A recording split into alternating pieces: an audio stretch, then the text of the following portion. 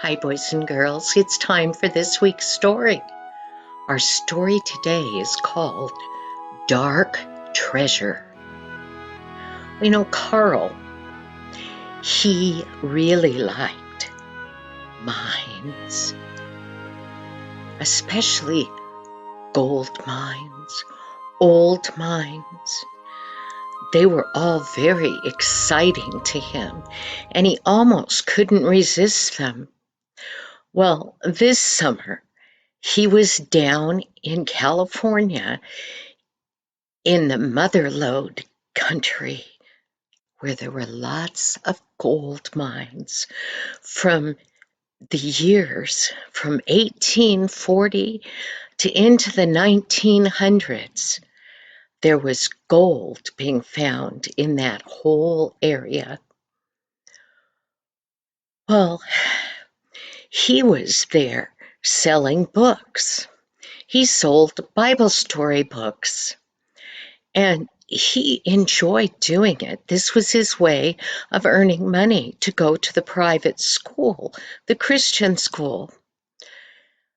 But my, was it hot. You know, it gets pretty hot down in California. And he had finally sat down for his lunch break. Now, he was a ways out of the main town parts, and he decided to sit down and eat. Well, he looked around, and what should he see but up on the hillside beside him? A hole, a doorway like a mine, maybe a gold mine. And his mind started running rampant. And then he thought, doesn't everybody deserve a little break after their lunch? So he quickly gulped down the last bite of his peanut butter and jelly sandwich. He stuck everything in his bag, and he started climbing up that hill to where he saw that hole in the side of the mountain. Well, the harder he climbed and the further he got up, it seemed like somebody was just turning up the heat. It was so hot. The sweat was running down his face. It was running down his arms and dripping off his elbows. He was so hot. And when he got up to that hole in the side of the mountain, he could feel the cool air coming out of that mine. Now, in reality, he knew the dangers of a mine. He knew that it could fall in. Old mines often did. They collapsed on themselves, and they would trap whoever was inside. Or there were pockets of bad air that made it so you were kind of gassed and couldn't even breathe. Could be pockets of air that was so explosive that it could explode. Oh, it wasn't a safe place to go in a mine, especially one that you didn't know anything about. But that cold air kept beckoning him, and he thought, I can go just a little ways. So he put his bag down, and he started in. Well, he could see about 30 feet in front of him, so he went that far. It was getting a little harder to see, but he took one careful step in front of another until he came to a bend in that path. And when he went around the bend, suddenly, it was like midnight without a moon. It was black, black, black. He couldn't see his feet, alone where to put them. And he put his hand up over his face, but he couldn't even see that he had a hand. His mind told him, you should go back. This is dangerous. You should go back. And then he thought, the most dangerous part of being in a mine is falling down a shaft. Lots of people have gone in mines that they were not familiar with what was in there, and they've fallen down a shaft and laid there for days or weeks or had died there. And he thought, I can't see. And he hadn't brought a flashlight. But then he thought, maybe just a little further. And when he thought that thought, he thought of Satan, the devil, and how many times the devil would say things like, oh, just go a little bit further. It can't hurt. Well, he didn't listen to those thoughts of caution.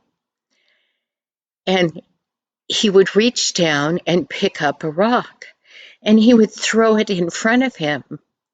And when he threw it and it landed, it went kerplunk. Well, the only noise in there was the dripping of the water off the rocks, and there was a little bitty stream of water that ran down the path he was going on. So he kept doing that. He would pick up a rock and he would throw it, and pretty soon it would go kerplunk, and he didn't know that he could go a little bit further. He kept doing that, kerplunk, throw, kerplunk, throw, kerplunk. And he kept going, and it was so very dark. He could feel the rock wall on this side of him, but he couldn't see anything. This time he picked up a rock that was bigger, and he threw that in front of him a ways. And he heard it hit something, ker, and then no sound, no sound, no sound for minutes. And he went, oh no. And finally, way in the distance, he heard plunk, a shaft, a hole that went down into the mine somewhere. It could have been a shaft that was built to take the miners further in the mountain, or it could have been a shaft that was just sunk so that there would be more air coming up in. Whatever. Carl knew that that was a dangerous place to be, and he thought, every morning when I go out to sell my books, Carl thought, I pray every single morning that God will protect me in my work or wherever I may be. But I'm making it awful difficult for God to take care of me when I'm doing things I know I'm not supposed to do.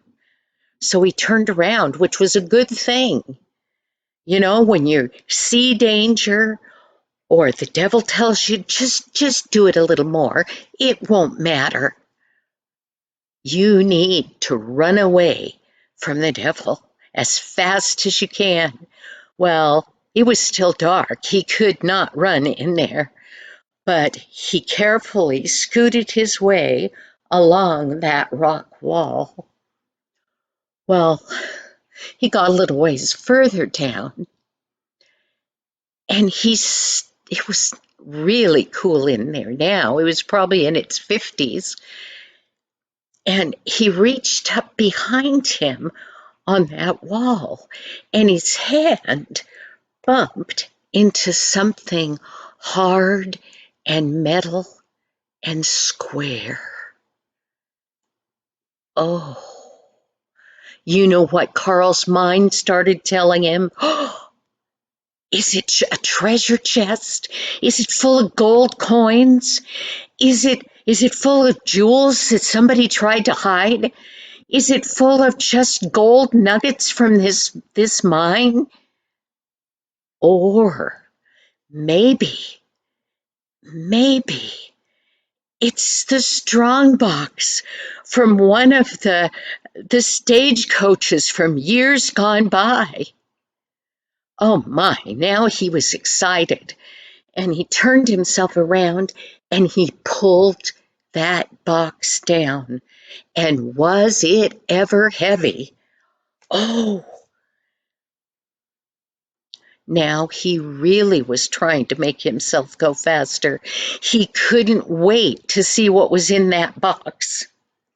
Well, he got part way back, and he was going too fast for being inside a mine on a little bitty narrow pathway, and he tripped,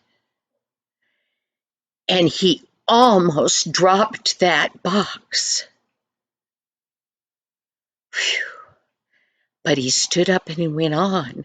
When he could see the light of that hole going out into the sunshine, he rushed through it, and he ran out, and he put that box, that big metal box, down on the ground. It wasn't locked. He opened it up, and he thought, what treasure's in here? Remember what our story was called? Dark Treasure. Well, he looked in there. His eyes got big. He immediately got up and put a distance between him and that box. That box wasn't full of gold. It wasn't full of treasure. It was full of dynamite sticks. Now, Carl knew that dynamite that had been stored for long periods of time, this dynamite could have been in there for years. When dynamite gets old, the inside of it crystallizes. And what that does is it makes it so it can explode for any reason. If you bumped it, if you dropped it, if it got hit by a rock that you were throwing, and sometimes, for no reason at all, it could explode. He remembered all those things, and he thought, I knew all that. And he thought to himself, you know, you're never supposed to pick up and carry away old dynamite. An expert needs to take care of it. He got away from that box of dynamite. Oh, yes, he was going to report it to somebody, but he didn't touch it again. And as he was going on his way, and the rest of that summer selling books, he didn't venture into any more gold mines that might end up being dark mines. All he remembered about that day was how God saved him from falling down a shaft, and how God made dynamite not explode. Boys and girls, God is very kind to us, even when we make it difficult for him. Thank you, boys and girls. I will see you next week. Bye-bye now.